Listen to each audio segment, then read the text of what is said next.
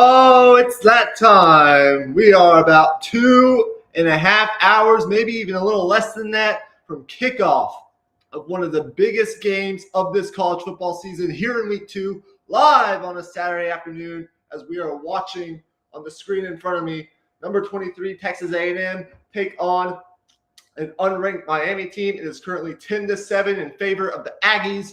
We watched a really, really good opening slate this morning with the early games. It's week 2 of the college football season, and we're less than 2.5 hours away from number 11 Texas going into what should be a barometer measuring stick game in Tuscaloosa against number 3 Alabama, who absolutely ran through Middle Tennessee State last week.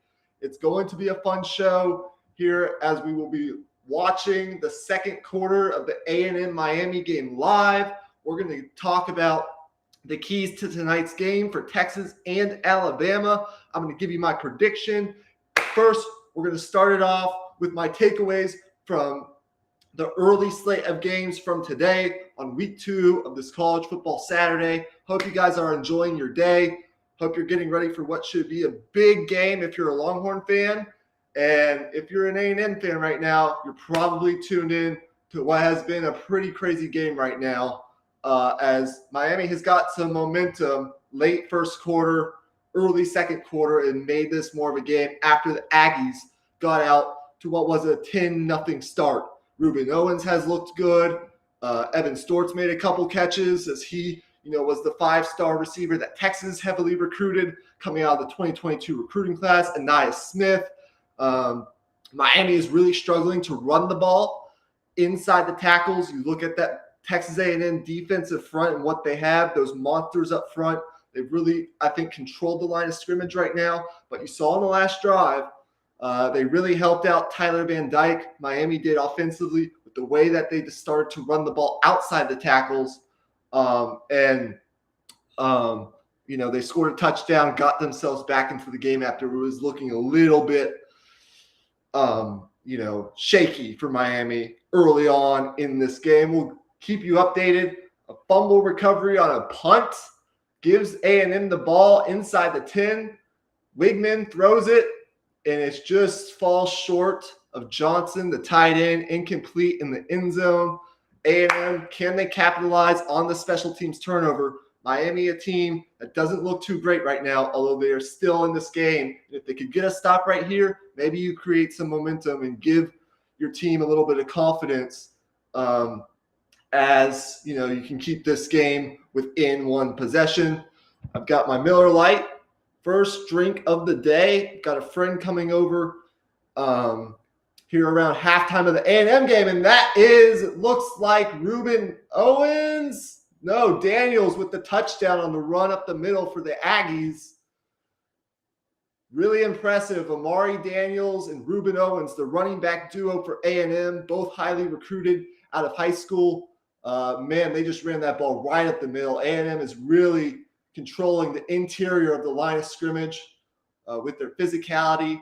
They look like a really good team, and it looks like Bobby Petrino has opened up this offense a little bit. Got my Miller Lite. We're watching the second quarter of the Aggies live. It's now 17-7 as the Aggies score. They capitalize on the special teams mistake, and we have a game. Another update, number 24 Tulane. I told people, don't mess around with Tulane. They're up 17-7 on number 20 Ole Miss, and what is the only other matchup between two ranked teams today aside from Texas and Alabama. Now, there are other good games, of course, but Tulane 17-7 over Jackson Dart and a talented Lane Kiffin Ole Miss squad at home, and what's probably the biggest game of their season here early in non-conference.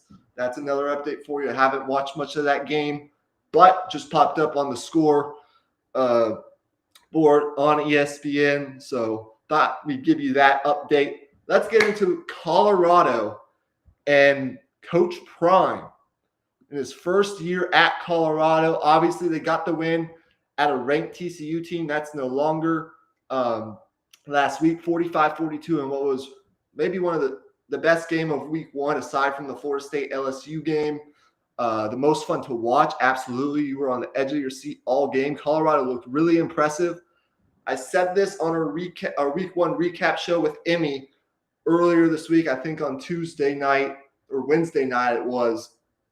I was really impressed with how Colorado not only held up front, blocking that TCU front, but their discipline and their efficiency last week. And I think that showed as they were efficient inside the red zone. Shedeur Sanders looks poised.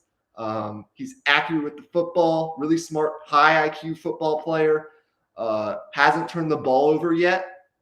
And I think a lot of that translated to this game against Nebraska. Now, let me just address Nebraska's side real fast. Look, I thought Nebraska did a pretty good job defensively. Like, I do not think you look at this game and, Colorado did end up scoring 36 points. But I don't think you look at this game and go, wow, that Nebraska defense is terrible. I actually thought the Nebraska defense did a really good job controlling the line of scrimmage for a good portion of that game early on in the first half, keeping it relatively close, getting after Shedeur Sanders, something that TCU didn't do a good job of last week. I believe Nebraska finishes with 8 sacks and 11 tackles for loss. I think they did a pretty good job against the Colorado running game. There were a couple big runs mixed in there, but I thought Nebraska's physicality up front and what they were able to do and bringing some pressure and getting to Shedeur Sanders early on and throughout the game did a decent job of actually keeping Nebraska in this ball game early. I thought the Nebraska defense looked pretty good. There were a couple penalties that I didn't love. We'll get to that in addressing the Nebraska offense here in a minute. But I did think this defense can and is capable of keeping this Nebraska team in some games. The problem was Nebraska could not get it together offensively.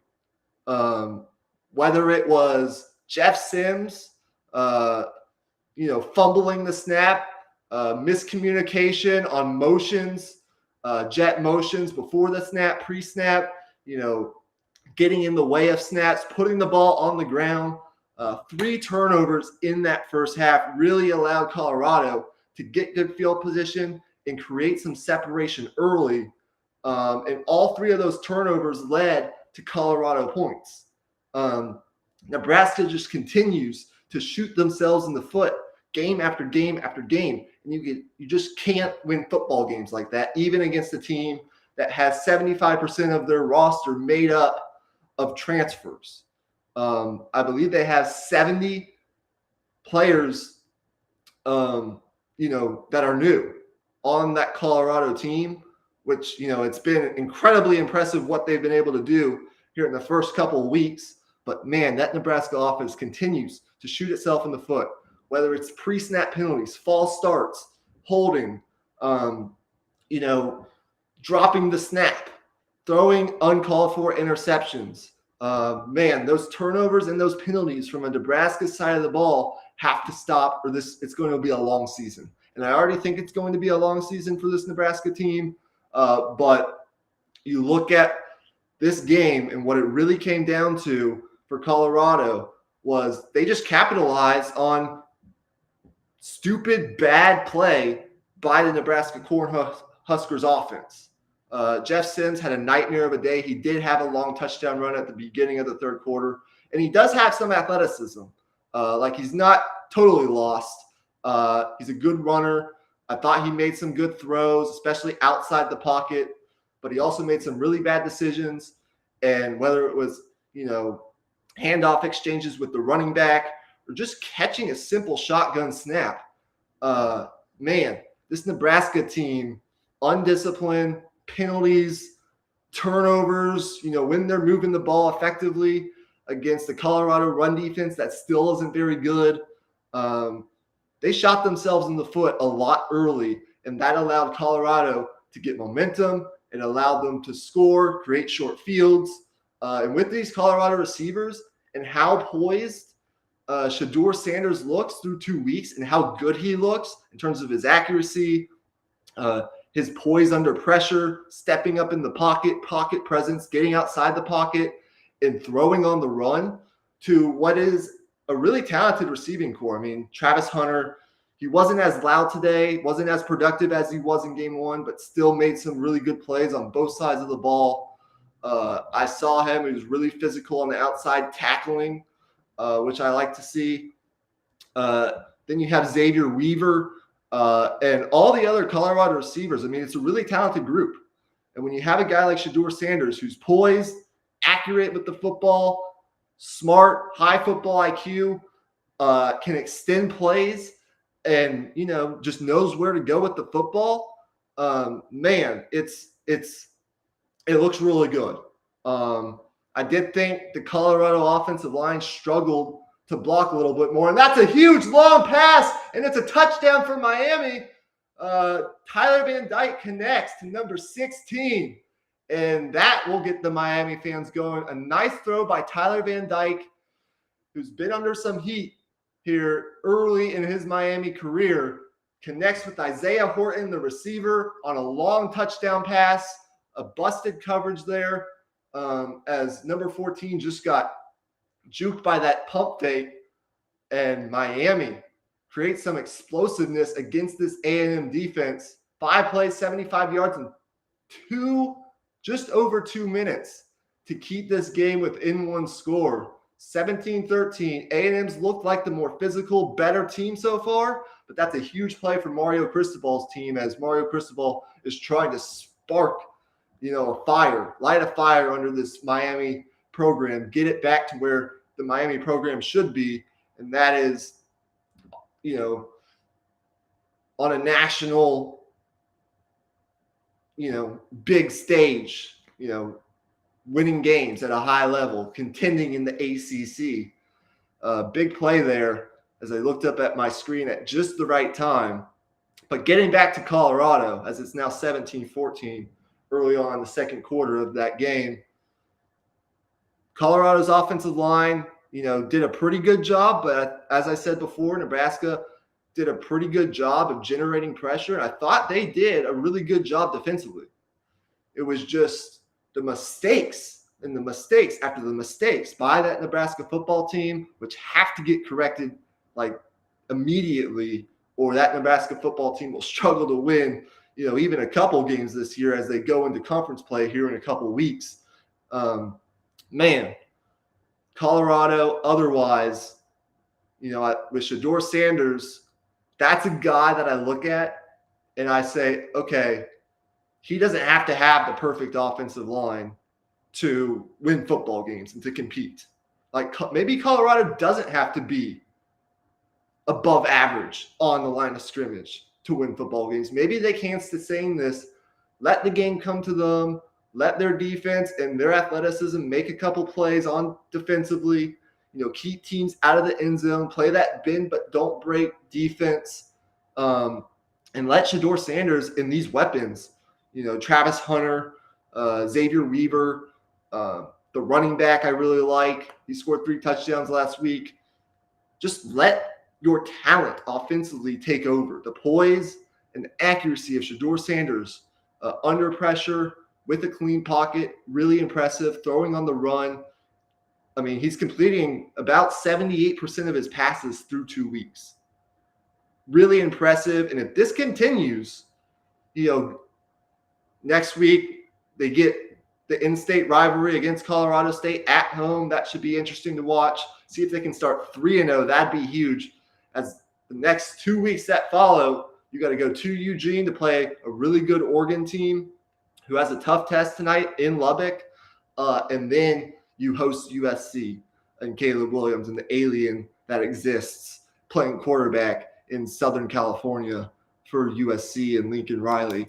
That's when we're really going to find out how far along and how far ahead of schedule Dion and this Colorado program are. And it's really hard to really quantify or qualify how good Colorado actually is from a national standpoint and whether or not they actually should be in the top 25. And, It's hard to tell where they're going to be ranked, here in a couple of weeks. We got to see them against Oregon. We got to see them against some better competition. But, man, have they taken care of business in the first 2 weeks. And, look, you got to give them credit for that. Shedeur Sanders continues to play like this. Their defense continues to play this bend but don't break opportunistic style of football. And their offensive line just avoids possibly getting Shedeur Sanders killed when they play some better fronts. You got the athletes on the outside to win some one-on-one matchups.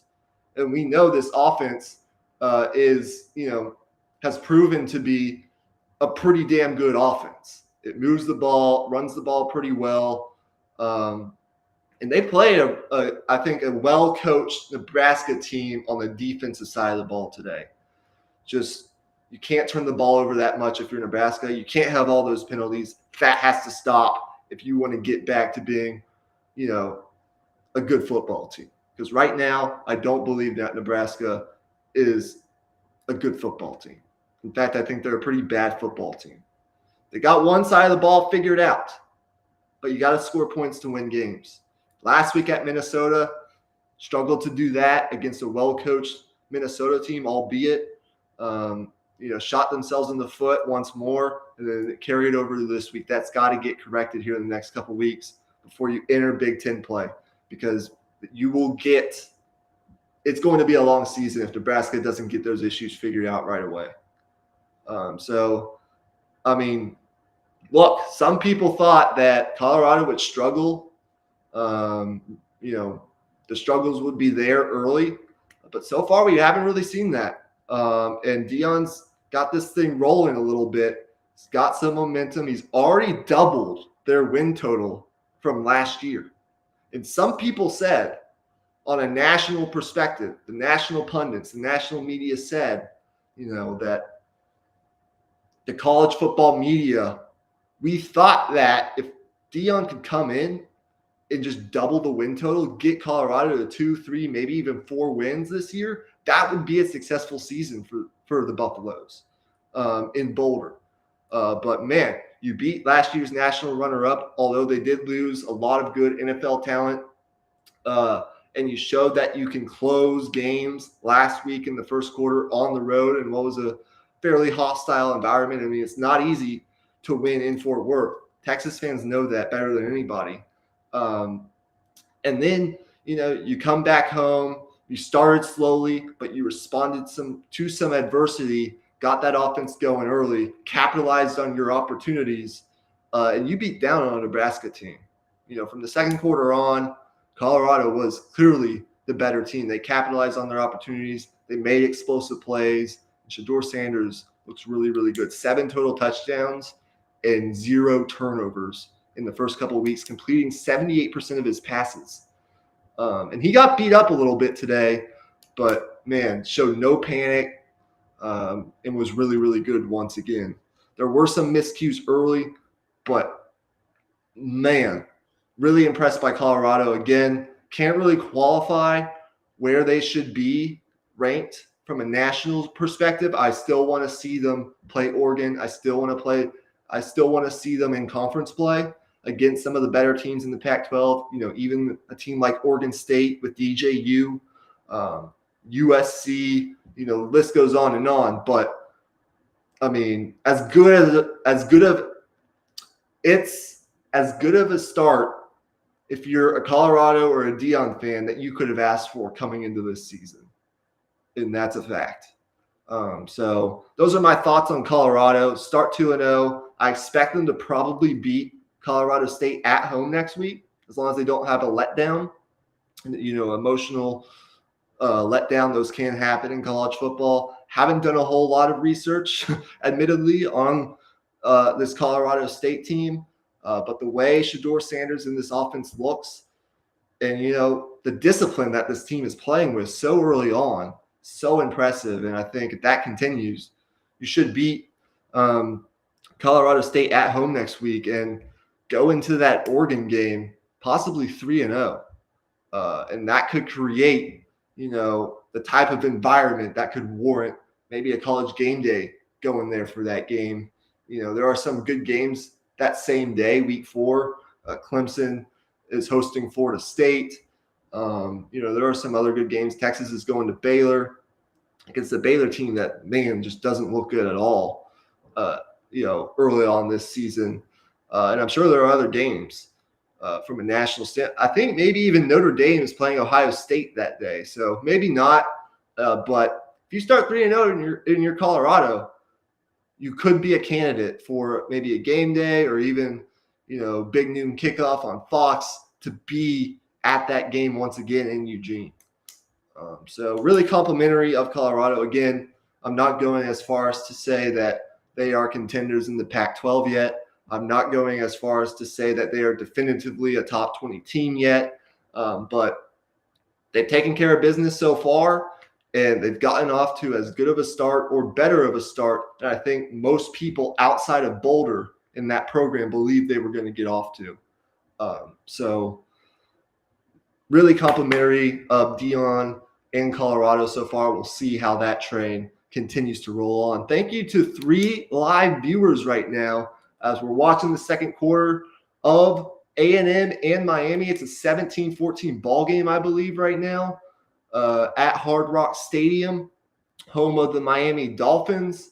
Really, I'm not super impressed with the environment at Miami. There are, of course, some issues there in that program, but man, I think it'd be good for college football if Mario Cristobal could really get this program going. They do have the ball down 17-14, a nice run there for about 4 yards on first down. They got about 9.5 minutes remaining in the second quarter. First couple drives for Miami, a punt, looked pretty ugly. A&M jumped out to a 10-0 lead, but the last 2 drives, 2 75-yard drives on 7 and 5 plays respectively, 2 touchdowns, hit on a deep ball. Tyler Van Dyke's looked pretty good so far, better than I thought he would look against what is a tough A&M defense. They brought some pressure there to screen, and he breaks free, number 7, and he breaks another tackle up to the 50-yard line, across the 50, and pushed out of bounds around the 47-yard line of A&M. Poor tackling job right there by the A&M defense on the perimeter. Good job staying in there by Van Dyke, getting it to his receiver on the check down and letting his receiver make a play right there. And Miami is driving. Xavier Restrepo, number 7 for Miami, already with 2 big catches and 2 catches for over 70 yards. And Tyler Van Dyke in Miami has some momentum right now, mid-second quarter of this ball game. I am looking at my TV, if you were wondering, where I'm looking. Throw across the middle, incomplete, but there is a flag down. We'll see who that's on. But I know what all of you, if you are a college football fan, are here for, and we're going to get into that right now. And that is, I talked about it some with Emmy earlier on this week as we did our week 1 recap, but now I'm really going to get into it as we are now less than about 2 hours from kickoff of one of the biggest games, if not the biggest game of the college football season. I'm going to take a sip of my nice beer right now, catch my breath a little bit. Notre Dame, man, they looked really good. They have looked really good so far. They are beating down on NC State in a game that's had some weather delays. Sam Hartman, really, really good, 45-17 in Raleigh. That's impressive. Utah pulled out a tough, gritty win over Baylor earlier today. Got a turnover late. They stay 2-0 as they're just trying to survive right now. Kyle Whittingham's program, physical on defense, love to run the football. They're just trying to survive until they can get Cam Rising back, their quarterback. They're the 2-time defending Pac-12 champions. And until proven otherwise, someone's going to have to knock Colorado off. Lincoln Riley is going to have to prove that they can match the physicality of that Utah team and beat them.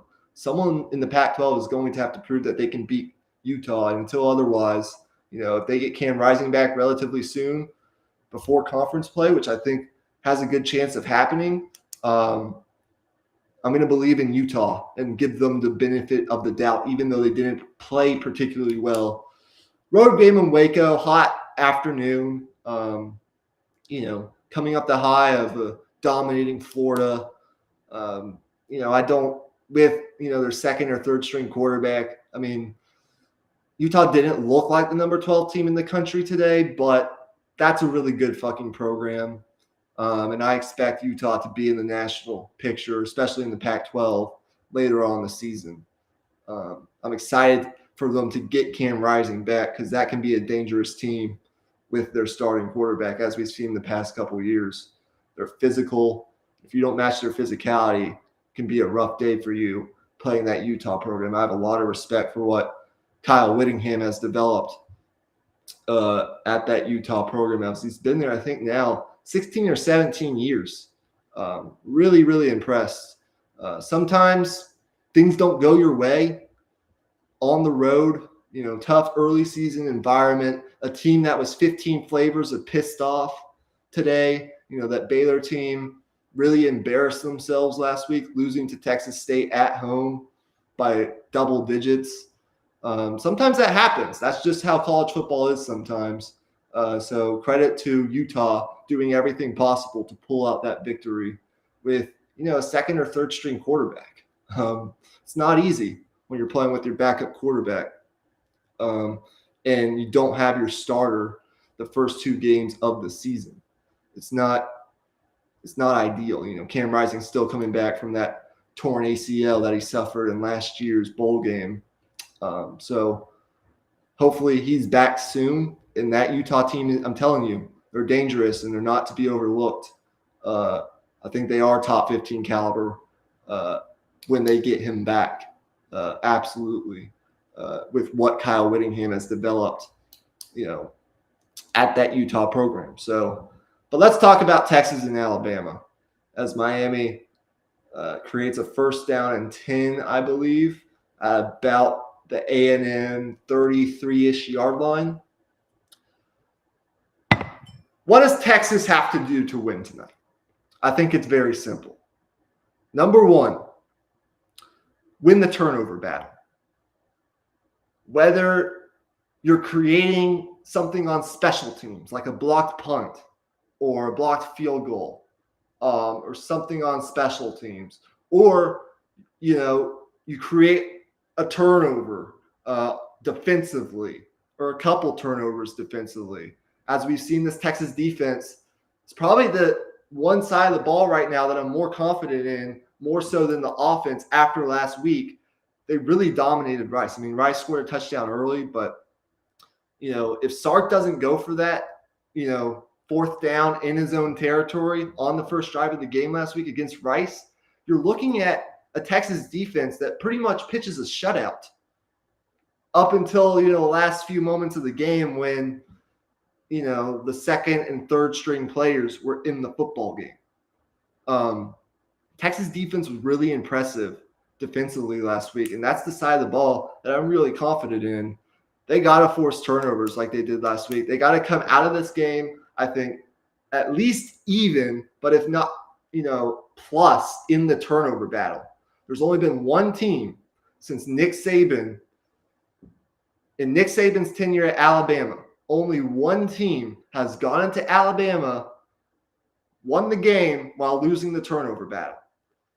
Of the 8 teams that have gone into Tuscaloosa and won at Bryant-Denny, in Nick Saban's career, there have only been 8 of them, in about, I guess it's, since 2007, 16, 17 years, right? Only one team has gone in there, won the game while losing the turnover battle. 5 of the 8 have won the turnover battle, and 2 have come out even, at least, in the turnover battle. I think Texas needs to create 1 or 2 turnovers. Set your offense up on a short field, whether that's an interception, making Jalen Milroe throw down the field against what is a deep, talented Texas secondary, getting some pressure. Maybe you get a fumble, a strip sack, something along those lines. One of these Texas defenders has to make a play, and they got to come out, hopefully, on the plus side of the turnover battle. As history tells you, you can't go into Tuscaloosa, turn the ball over, come out losing the turnover battle, and win the game. It just hasn't happened except for one time, and it's probably not going to go well for you if you're Texas if you can't at least stay even in the turnover battle, take care of the ball offensively, and wreak havoc defensively. I want to see this defensive line, really play physical. Bring the physicality to Alabama. Don't let Alabama bring the physicality to you. Don't let them come out and hit you in the mouth. If you're the Texas defensive line, whether it's Byron Murphy, whether it's T'Vondre Sweat, who played probably the game of his career at Texas last week, as he was all over the place in the backfield, really effective against Rice. He's got to continue to do that against this interior of a Bama offensive line that still has some questions. You have J.C. Latham at right tackle, and that's a matchup that's really going to be fun to watch against Barron Sorrell, Texas' best pass rusher, and against Ethan Burke. How those Texas edge defenders are able to create pressure is, of course, a key to any game for Texas this season. But I want to see those interior guys who were monsters last week, that rotation of 4 guys, Vernon Broughton, Alfred Collins, Byron Murphy, and the main guy, T'Vondre Sweat, really get after this Bama interior offensive line. Get in the backfield, push the pocket, and make Jalen Milroe beat you in the face of some pressure, and not allow this Bama running game to get going early on. The defensive line needs to play like it did last week, because I'm actually really confident in this Texas secondary matching up with these Bama receivers. But when you look at what happened in last year's game, there was a big run early on in that game by Alabama starting running back Jace McClellan, who's a really talented runner. As you know, Alabama always has really talented running backs that go on to play in the NFL most times. You can't let that running game get going. And the next thing, you have to contain Jalen Milroe.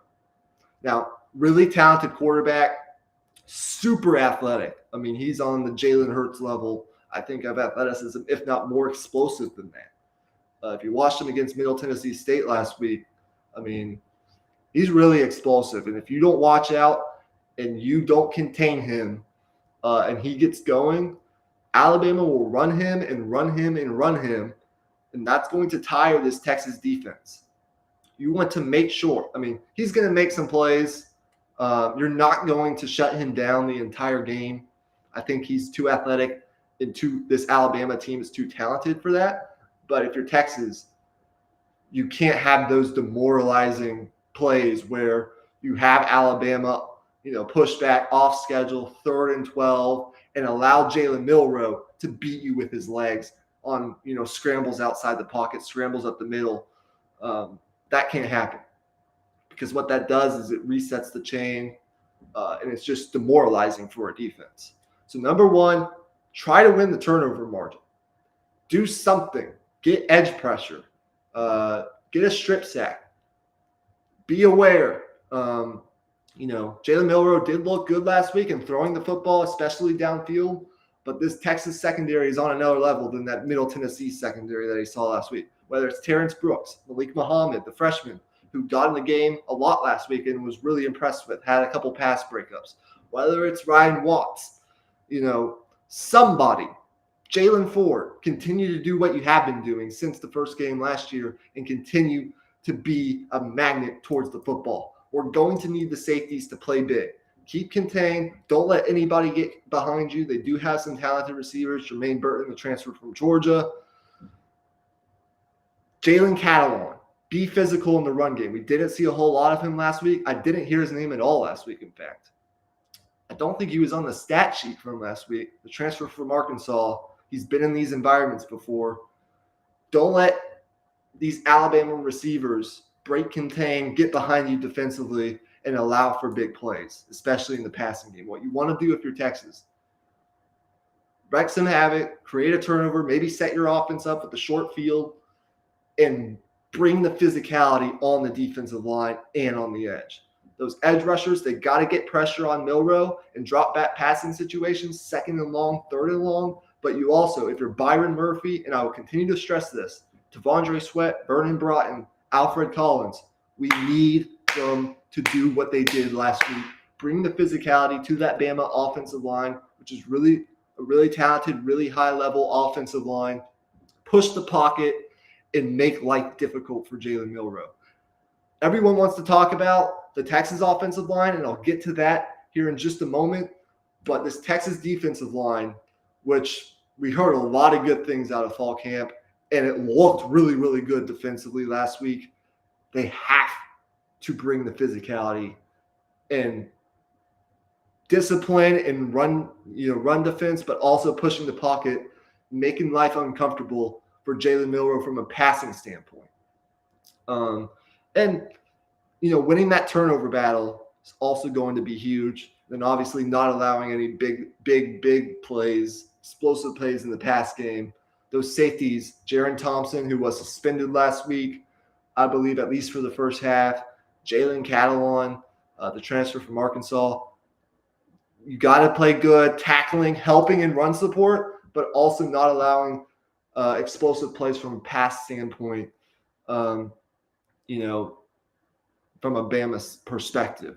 You don't want to allow – the last thing you want to do is allow Jalen Milroe to get confidence with his arm and allow those big plays down the field from a BAMA standpoint. So defensively, if you're Texas, it's contain Jalen Milroe. Don't allow him to create explosive, demoralizing plays on second and third and long, especially with his legs.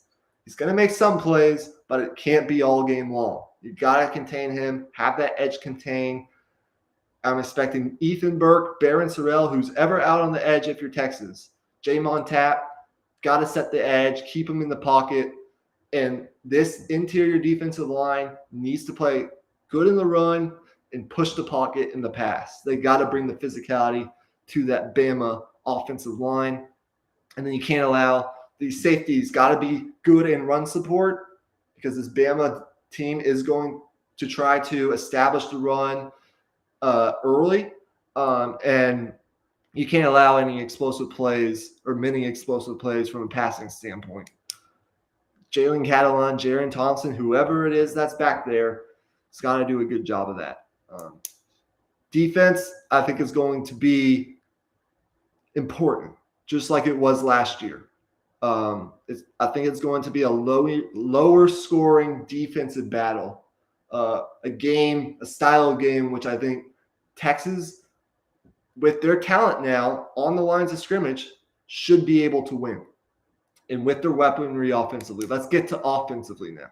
What does Texas have to do offensively to go into Tuscaloosa and win this ball game? Number one, don't turn the ball over. That's the last thing you want to do in this environment. It's going to be nuts in Bryant-Denny tonight. The last time we saw Texas walk into an SEC-like environment, granted it was 2 years ago, they got their asses kicked by Arkansas. This is on a different level. This is Alabama. This is Nick Saban. You can't turn the ball over. Quinn's got to take good care of the football.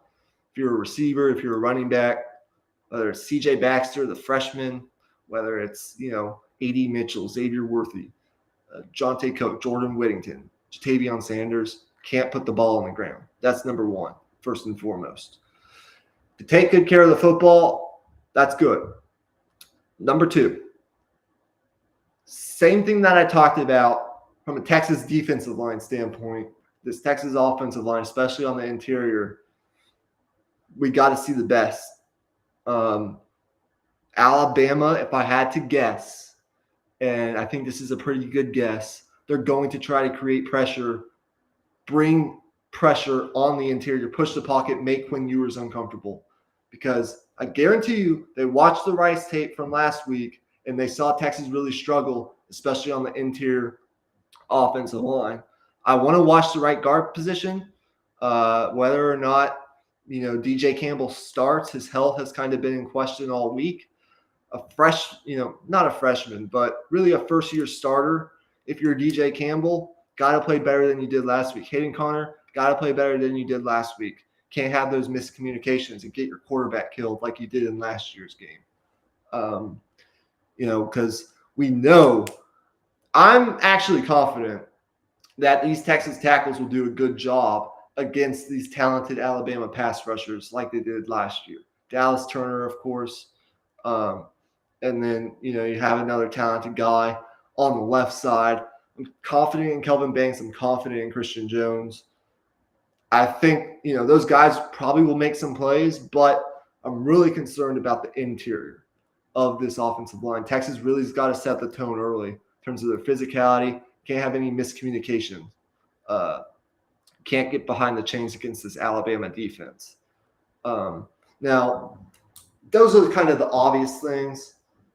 A couple other things. You want to run the ball if you're Texas, even if you're not too effective. The teams that have gone into Alabama and won in Tuscaloosa have run a decent amount offensively, even if they weren't, as effective as you would kind of expect them to be.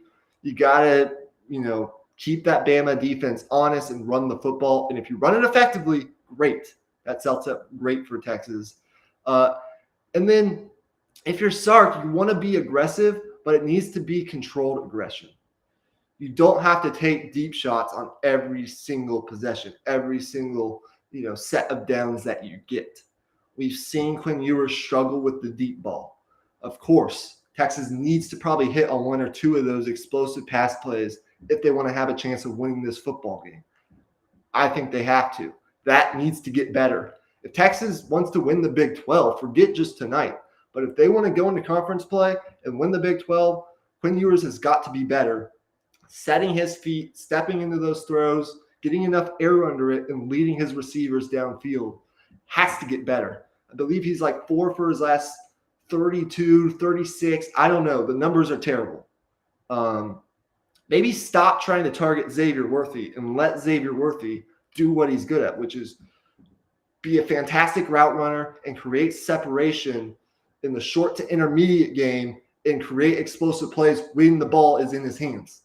I don't think he's talented enough, of course, to run those deep routes and catch the ball if it's thrown accurately, of course, but that's not his strength. That's why you have an Isaiah Nair. That's why you have a bigger guy like A.D. Mitchell. That's why you got him in the transfer portal. Utilize their size. Utilize J.T. Sanders and his athleticism down the middle of the field. Alabama really struggled in the middle of the field last year if you go back and watch some of their games last year, especially against Tennessee. You want to hit on a couple of those deep balls, but if you're Sark, you don't want to be too aggressive to the point where it could potentially – you put the ball in harm's way and you hurt this team offensively. You want to take those shots, but, on calculated occasions. You don't have to be over-aggressive. And if you're Texas, I think they're going to move the ball pretty effectively on this Bama defense, which I think is a solid unit, especially now considering that Bama is going to be mostly healthy in the secondary. That was a concern early on this week, but I expect most of their key secondary guys to be there. Once you get into the red zone, and this has also been an area where, for whatever reason, Texas has struggled during Sark's tenure. They haven't been up to par in the red zone offensively. You gotta score 6, not 3 in the red zone. Burt Auburn's nice. He's done a great job as the Texas kicker so far, and I think Texas feels pretty comfortable if this game comes down to maybe like a lower scoring kicking like competition. I think Texas feels pretty comfortable with Burt Auburn. But when you get in the red zone, you got to score. You got to punch it across the goal line. You got to score 6 and not 3. Bama's going to make plays, but you got to score 6 and not 3. Punch the ball into the end zone and make Bama match that against what I think is a really good unit for Texas defensively. I have a lot of confidence in what we're going to see from Texas defensively tonight, as long as they can contain Jalen Milroe from a running standpoint. But if you're Texas and Quinn Ewers, you got to capitalize when you're in the red zone. Have to. You can't go to Tuscaloosa, not capitalize in the red zone, kick field goals, and win the football game. It's just not going to happen. So from an offensive standpoint, of course, you don't want any turnovers, and you've got to win the turnover margin. Force some turnovers defensively. That interior offensive line, we're going to need to see the best of Jake Majors. We're going to need to see the best of Hayden Connor. We're going to need to see the best of DJ Campbell. or whoever is starting, Cole Hudson at that right guard spot. But you got to bring the physicality, and you can't have those miscommunications from last week. Got to be cleaned up. We know Bama is going to bring pressure up the interior. They watched that film last week, and I guarantee you Saban and Kevin Steele, the defensive coordinator, they're going to emphasize early on getting pressure up the middle. You got to stay consistent with running the football, even if it's not super effective. Keeping that Bama defense honest, you got to connect on at least one or two of those deep balls down the field, and you can't put the ball on the ground. And you got to capitalize in the red zone. Defensively, as I said, I think the most important thing is coming out of this game even or plus, preferably plus in the turnover margin, in the turnover battle. Making a play defensively or on special teams would be awesome. Set this Texas offense up with a short field, get it some confidence, maybe even 2 or 3 turnovers. That'd be awesome as well. But this Texas defensive line's got to continue to bring the physicality and win up front. I think they can. Bama's offensive line is good. They have probably a couple first-round picks on that offensive line. But T'Vondre Sweat, continue to do what you did last week. Byron Murphy, Alfred Collins. We've seen him flash. He's got to be more consistent. Vernon Bride, whoever it may be. Do a good job in the run game. Stay sound. Stay in your gaps. Make tackles. Be solid in a run game and push the pocket. Hit them in the mouth and push the pocket, vertically so that your edge rushers, Ethan Burt, Baron Sorrell, can win. So bring the physicality, especially on the interior of that defensive line. And don't allow Milroe to, hit big plays down the field like he was able to last week against Middle Tennessee State. That's a lot, but that's what it's going to take for Texas to win. It's going to take most, if not all of those things to go right, I think, for Texas to win this football game. Now, in terms of a prediction, I describe my mood here about an hour and a half away, a little over from kickoff. That game's probably not going to kick off right at 6. If I had to guess, probably more like 6:15-ish. It's anxious optimism. Now, Bama, everyone wants to talk about last year's game and how Texas was able to compete and really make that game close and maybe even win that game, not only if Quinn Ewers doesn't get hurt, but if, they're able to make a couple key plays defensively and there are not some questionable calls that we won't necessarily talk about right now. But it's a different Bama team. Nick Saban, they're not going to be penalized 10, 15 times and make the mental mistakes that they made last year at DKR. It's just not going to happen.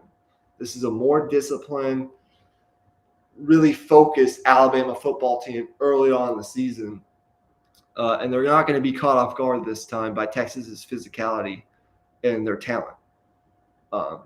So you can't really count on Bama making those self-imposed mistakes, undisciplined type plays in this football game at home in their house.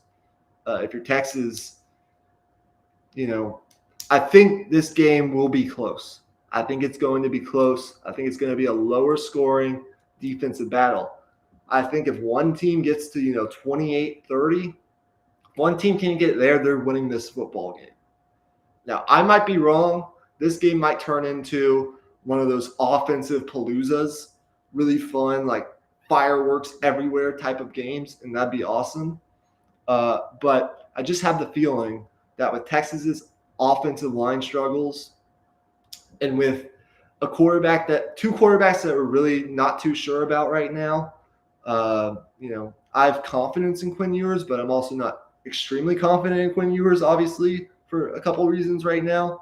And with Jalen Milroe, this being his second career start, and his questions, whether or not he can be elite with his arm and consistent on a consistent basis, I do foresee with these two defenses, this being, a lower scoring defensive type of ball game where a couple plays here and there could win it, and winning the turnover battle could be absolutely critical.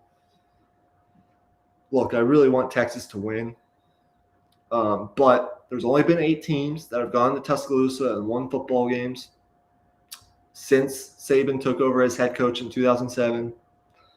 It's not easy. You got to have a lot of things go your way. And I'm just not sold on Texas right now on the road, playing in road games, so far in Sark's tenure. He's got to prove it to me. Right now, I'm leaning 26, 27, 23 type ball game in Bama's favor. But that's not to say that I don't think Texas can win. I hope I'm wrong. I absolutely hope that I'm wrong. It'd be awesome if I'm wrong. I think Texas can win. But you can't tell me, if you've watched this Texas team the past couple of years, that you are absolutely sold and confident that Texas is going to go into a tough road environment and just you're absolutely 100% confident that they're going to win this football game. It's okay to have some belief, but based on what we've seen so far, I can't give Texas the benefit of the doubt. Just can't. It's got to be realistic here. So I think Texas is going to cover the 7-point spread. I think this is going to be a competitive football game. I think Texas, while it's not quite on the level of Bama, is on par with some of the top teams in the country from a national recruiting and a talent perspective, obviously. And I think you could even make the argument that they have the advantage at quarterback in this game. Like, I would probably still give, despite some of my concerns, Quinn Ewers the edge in terms of experience and already what we've seen in some bigger moments. I'd give him the edge, slight edge over Jalen Milroe right now. But again, if you watch this Texas team, they finished last year decent on the road. They blew out Kansas, and they got that big win over K-State. But other than that, you can't find many big road wins. I think Sark has 3 road wins so far in his tenure at Texas, and that's just not good enough. I think they're 3-6, 3-7, first 2 years on the road. It's one of the two. Excuse me. I'm not sold yet. I need to see it with my own eyes before I'm sold. If it happens, awesome. You will be celebrating into the wee hours of the night and until next week's game, this victory over Alabama. This would be a massive moment for the Texas football program and a statement win. But I'm going to hedge my emotions a little bit, and just based on what we've seen, I'm not 100% sold that Texas is going to win this game tonight, at Alabama. So I'm going to say 27-23 Bama, but I'm hoping I'm wrong. I really hope I'm wrong. And I told you guys, I think Texas can win this ball game. I think it's closer, to a 50-50 ball game than most people think. But it's really hard to win in Bryant-Denny. It's going to be a different environment, and I think there's got to be a lot that goes right for Texas to win this ball game. I think it can, but I'm not sold yet. So we'll be back at some point to do our reaction to this game and the other games in week 1. But that's my breakdown and full preview of tonight's ball game. We're about probably an hour and a half-ish from kickoff. Hope you guys enjoy tonight's ball game. We're going to stay on here for, about 5-10 more minutes, see what's going on in this Miami game real fast, as I have not been paying too much attention. Let's see. Thank you guys for tuning in, by the way. 21-17, Miami leads at halftime. Tyler Van Dyke They lead over number 23 A&M. Really good first half. Struggled a little bit early, but obviously you look at what he's done so far, and it's been impressive. 13-17, 230 yards and 3 touchdowns. Really good game so far. Some struggles right now from an A&M standpoint, especially on third downs. They've run the football pretty effectively. Really like Reuben Owens and Amari Daniels. And I like what Texas A&M has, on the front seven and on the offensive and defensive lines. They definitely have the advantage there, but Miami's making plays, and they're giving it to A&M right now, 21-17. That's a game that, man, if A&M loses that, it's not going to be pretty in Aggie land for the next week or so, as Jimbo Fisher's already under, I think, a lot of pressure, especially with that fan base, to win. So, we have 4 viewers right now. I think that's a record, at least live. Hopefully you guys enjoy my content. I'm trying my best. It's a loaded college football Saturday. I mean, we still got the second half of this A&M Miami game before we get to, Texas and BAMA. We've got, a couple other really good games mixed in there. I'd already talked about Colorado. I'll be back with my reaction to not only Texas-Bama game, but the rest of week 2, either, tomorrow or later on in the week, Monday or Tuesday. Again, we are live Tuesday and Thursday most weeks, although the schedule will be adjusted based on what's going on in my life and, what other football games are on, Monday Night Football, et cetera, et cetera. Enjoy the rest of your weekend. Enjoy the rest of the A&M game. Enjoy tonight's game. Hopefully, I'm wrong on my prediction. We'd love a Texas victory. And enjoy the first NFL Sunday tomorrow, whoever your team might be. Have been going for an hour, so I'm going to get off and get myself ready. What's a huge football game tonight in Tuscaloosa. Hopefully you guys enjoyed this content. Make sure you turn in live Tuesday and Thursday and or Friday evenings for this same content, college football on the Deep in the Heart of Longhorn Sports podcast, part of the Raw Prospect podcast. Go check out Emmy and I's other content. But for now, that's going to be it. Live from Houston, Texas, getting ready for Texas and Bama, one of the biggest non-conference games of this season, one of the biggest games of the season period. Hook 'em horns. Let's go win a football game, and we'll see you guys on the other side. Hook 'em horns. Peace out.